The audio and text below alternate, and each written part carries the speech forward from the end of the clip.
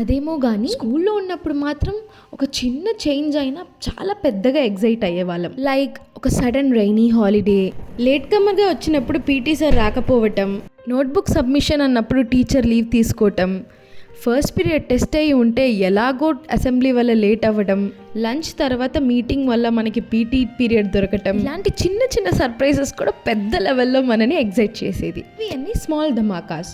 Big ధమాకాస్ ఏంటంటే సడన్గా అసెంబ్లీలో ఒక అతను వస్తారు ఒక బ్యాగ్ పట్టుకొని.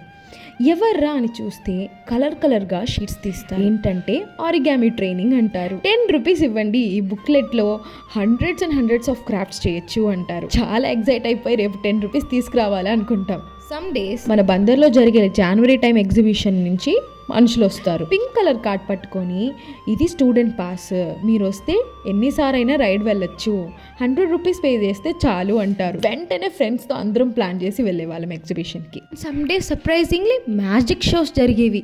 మ్యాజిక్ షోస్ ఏంటని ఈ కాలం పిల్లలకి తెలుసో లేదో కానీ అప్పట్లో మ్యాజిక్ షో అంటే చాలా ఎగ్జైట్ అయ్యే వాళ్ళం. Some days fund collection for charity కోసం కలెక్ట్ చేస్తామో లేదో కానీ టార్గెట్ రీచ్ అయ్యే వాళ్ళే వచ్చే గిఫ్ట్స్ కోసం అయితే ఖచ్చితంగా కలెక్ట్ చేస్తాం. ఇలా ఉండేవి అప్పట్లో స్కూల్ డేస్ అంటే. ఇలా మీకు గుర్తున్న ఏదైనా స్పెషల్ డేస్ ఉంటే కింద కామెంట్ చేయండి. నెక్స్ట్ ఎపిసోడ్లో కలుద్దాం. టాటా బాయ్.